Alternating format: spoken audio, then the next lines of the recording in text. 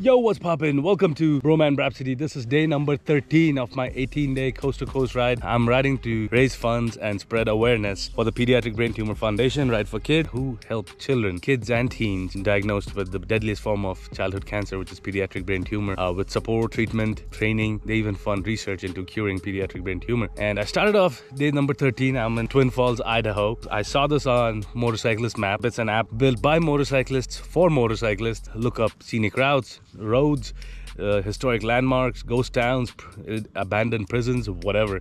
There's a bunch of options, and it brought me here today. I'm at the spot of Evel Knievel's 1974 jump across Snake River.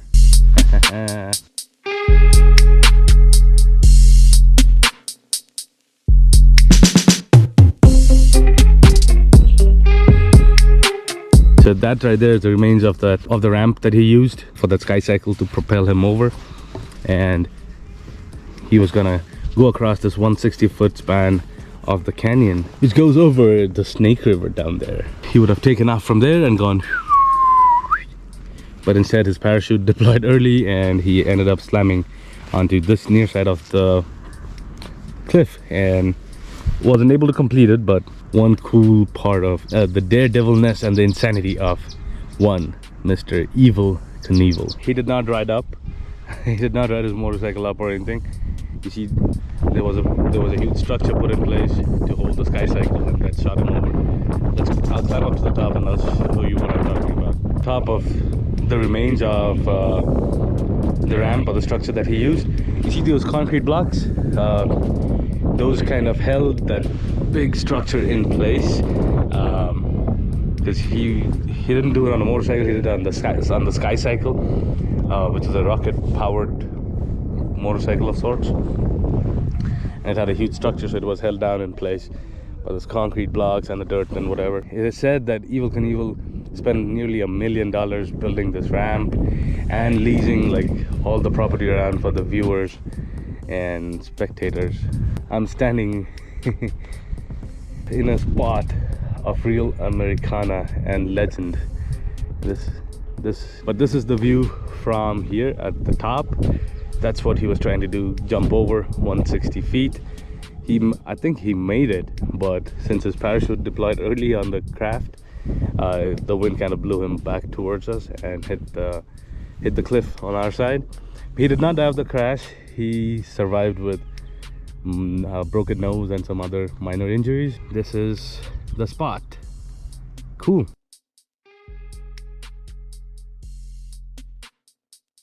As I continue on this ride, a huge shout out to BMW Motorrad North America and the BMW Performance Center for providing me with this 2022 BMW R18 Transcontinental.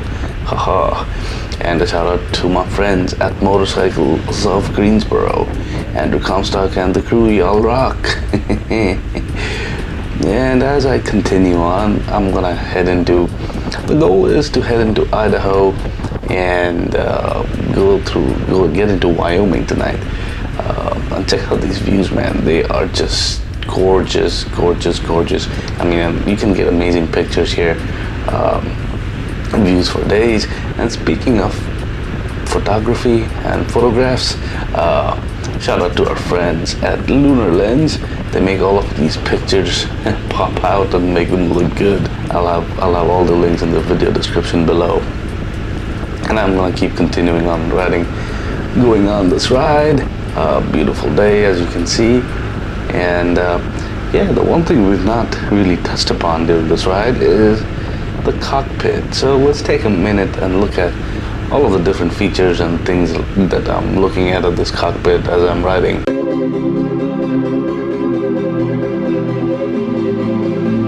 You have a little windshield here. This does not, you can't move it up or down.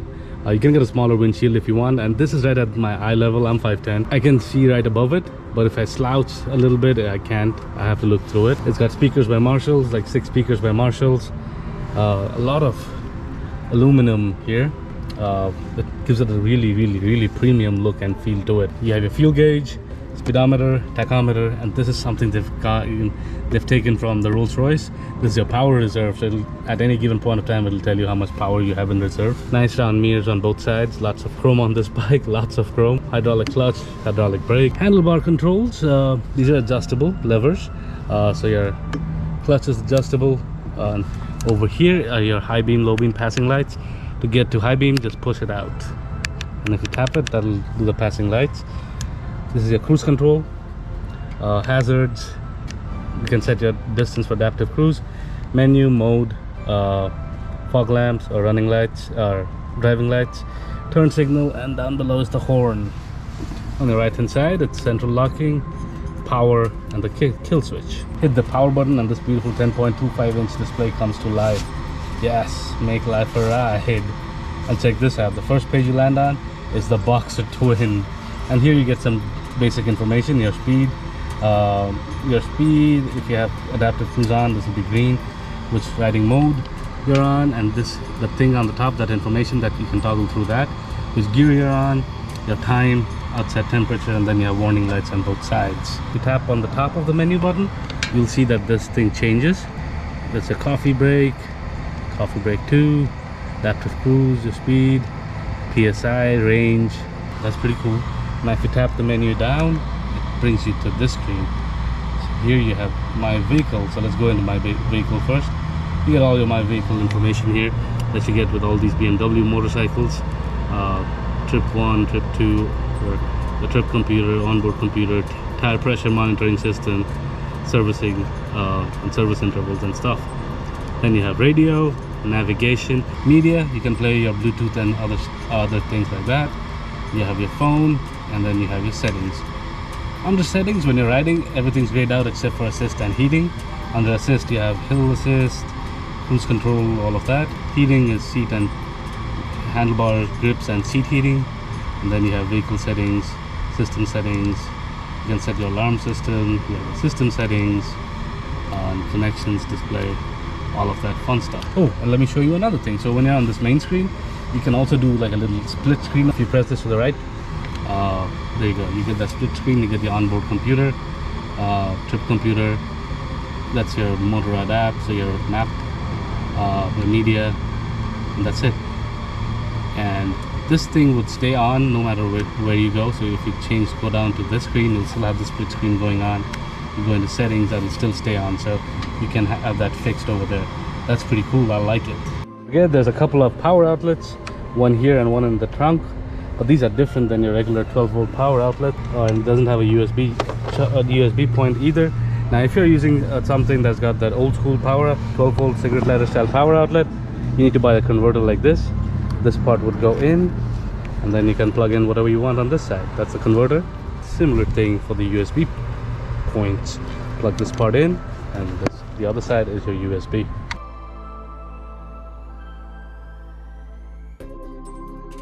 We made our way into Utah. It's a beautiful day, and it's so scenic. I love these views, man. I've been digging all of these views out west. Just keep going. Oh, look, a little waterfall of sorts, a dam maybe. Interesting. And we're gonna keep riding, and the goal is to find a few cool spots along this way. So let's keep going, see what's out there.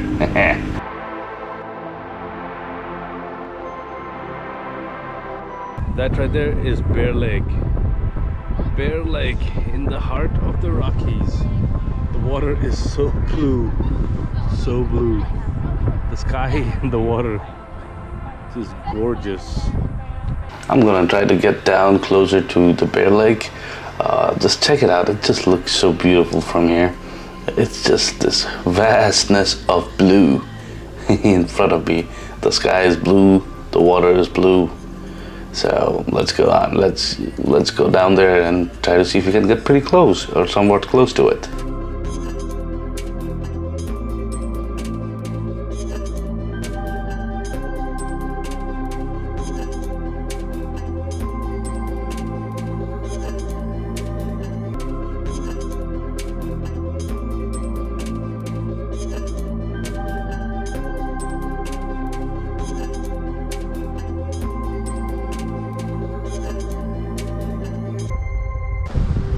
Man, it looks so blue and so gorgeous. I passed the busy part back there. They've got water sports, kid activities, everything down there. Busy part. Still just gorgeous. Alright, so that was a better view in my opinion, and I'm telling you man, the camera does it no justice. But once you get here, you have to check it out. It is just simply stunning. Well, I'm gonna keep riding, and the goal is to head into Wyoming, so here we go.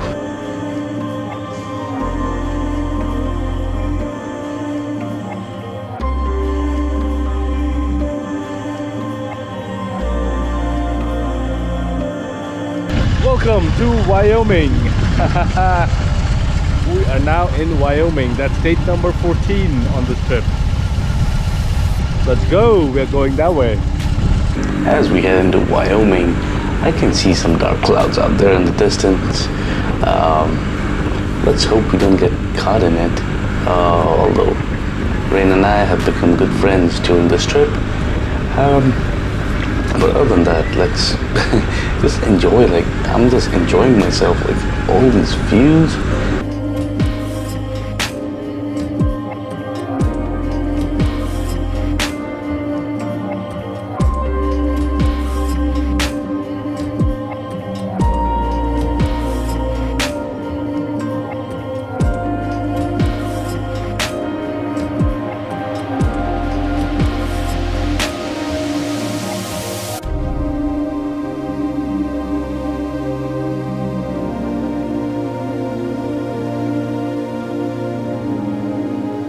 I was really hoping to avoid the rain, but it seems like we are heading right into it. When it rains, it pours, right? So let's keep going. Let's see what's out there. let's just soldier on.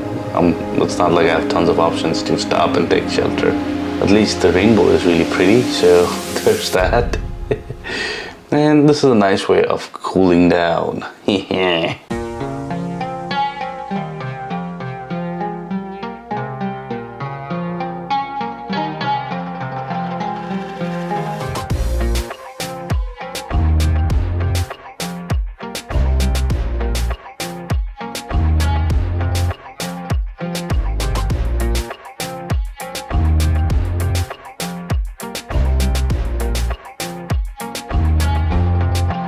Distance control failed. Onward journey possible, testing at workshop. What that basically means is that the adaptive cruise won't work. And both the times it's happened after I've ridden through some rain. So I don't know if that's got to do anything with it. The first time happened in New Mexico, and the second time is here in Wyoming. So I'll keep an eye out. It went last time it went away the following day. So fingers crossed. And now we've made it out of the rain. And this is something I've been getting all throughout my trip is you get some rain, and once you're past it, it's actually very beautiful. So I've been lucky that way. So yeah, I have a little bit of sun now, and now as I'm heading east, the sun's on towards my back because the sun's setting, so sun sets in the west. But just a beautiful, just throws this beautiful golden light. It looks really pretty and makes the ride that much more enjoyable.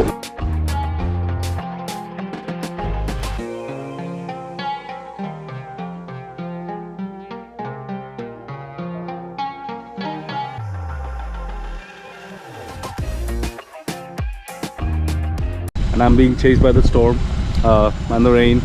What else is new? But this is a gorgeous sight. But this is also there's a little bit of piece of history here. The Pilot Butte Mountain way there in the distance. I don't know if I'm pointing there. Yeah, up there. This was part of the Western expansion when people that was emigrants, not immigrants, emigrants were going from the east, traveling all the way to the west in search of a better life. That Pilot Butte used to be a landmark. There were like 400,000 travelers who gone through these parts on horseback, walking in carriages and whatnot. This place is called the Pilot Butte and the Graves of the Unknown Immigrants. So let's get back on the road. I have that nasty storm and rain chasing me, so let's go.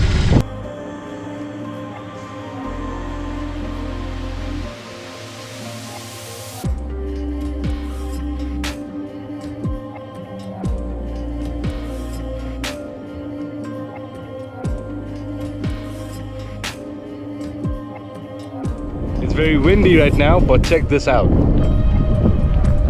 Wyoming, everybody. Wyoming. Whew. So pretty, so pretty.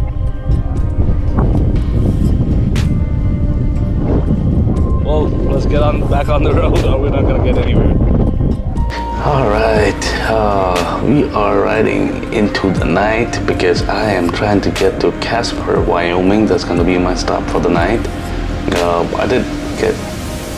I did slow down a little bit thanks to the rain and just the amazing views and the overlooks that I came across. I didn't film all of them, but they were just simply stunning, man, simply stunning. Call it a night at Casper. And by the time I'm done, I should have covered close to 600 miles, give or take.